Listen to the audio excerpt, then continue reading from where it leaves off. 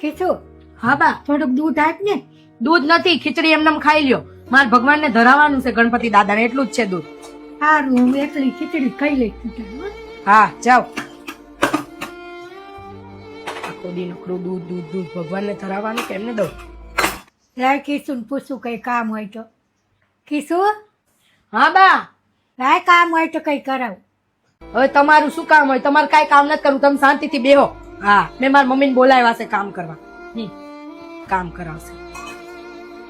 સારું મારું કામ કરેલું ગઈને ગમશે નહીં.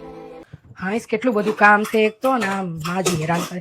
મમ્મી તું આવી છો તો હાલ આજે તું પ્રસાદ બનાવી દે. પ્રસાદ આજ તું બનાવી દે ગણપતિ દાદાનો. પણ હમણાં તારા સાસુએ તને પૂછ્યું તું તો ખરા કે કઈક કામ છે તો હું કરાવું ને? એમને તો મસ્ત આવડે છે બધું બનાવતા, અને તે એમને કહી દીધું કે તમે બહાર જઈને બેસો, તમારું કામ નથી. મારે એમની પાસે કાંઈ કરાવડાવું નથી અને બહાર બેસવા દે ને ડોસીને. તું બનાવી દે ને પ્રસાદ મને. કીશું એવું ના હોય, તારા સાસુ છે, તું એવી રીતે એમની જોડે વર્તન કરે. હમણાં દૂધ માંગ્યું તો ના પાડી, મેં જોયું બધું. આવું વર્તન કરે એ ના ચાલે. અને એમને તું એમ સમજતી હોય કે આ બધું મારું છે, એવું નથી. આ તારા પપ્પાનું ઘર નથી, આ બધી એમની મહેનતનું ફળ છે. એમને એમના છોકરાને ભણાઈ ગણાઈને લાયક બનાવ્યો છે કે તને આ બધી સુખ સુવિધા મળે છે.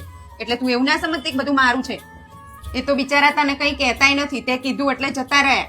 એટલે એનો મતલબ એ નથી. અને મેં બધે સાંભળ્યું હતું કે તમારી છોકરી છે ને એના સાસુને હેરાન કરે છે, પણ હું માનતી નથી. આજે મેં જોઈ પણ લીધું. આવું બધું ના હોય કીશું. અને તું ભગવાનને કહે છે 56 ભોગ ધરાવવાના આજે ગણપતિ દાદાને, અને તારા સાસુને તે દૂધની ના પાડી. દૂધ બીજું લઈ આવે, એવું થોડું ચાલે? અને મા બાપને ખવડાવશો ને તો ભગવાન રાજી જ રહેશે. જો એમને ભૂખ્યા રાખીને 56 ભોગ ધરાવશો ને તો એ ભગવાન રાજી નહીં રહે. અને આજ પછી જો તારે આવું વર્તન કરવું હોય તારા સાસુ સસરા જોડે તો સમજી લેજે કે મારા મા બાપ મરી ગયા છે, મારા ઘરે પગ મૂકતી નહીં આજ પછી. સોરી મમ્મી, મારી ભૂલ થઈ ગઈ. મારા બા જોડે આવું વર્તન નહોતું કરવાનું. હવેથી હું એવું નહીં કરું મમ્મી. મને સોરી કહેવાનું કોઈ જ જરૂર નથી. તારા સાસુની માફી માંગી લે. બા મને માફ કરી દેજો, મેં તમારી હારે બહુ ખરાબ વર્તન કર્યું. વાંધો નહીં બેટા, થાય. ના બા, મારી ભૂલ થઈ ગઈ, મને માફ કરી દેજો. મારો આભાર માનું ને એટલો થોડો હોય. જેવો તમારી દીકરીને તમે શીખડાયું ને એવું બધા એને શીખડાવો તો એમ કોઈના માવતર દુઃખી ના થાય. પૈસા ઘરમાં ના જવું પડે.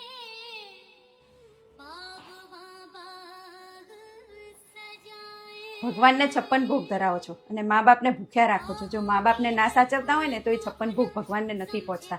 જેટલું સન્માન તમે ભગવાનને આપો છો, જેટલી તમે ભગવાનની ભક્તિ કરો છો, એટલી તમારે મા બાપની કરવી જોઈએ. કેમ કે મા બાપ પણ ધરતી પરના જીવતા જાગતા ભગવાન છે.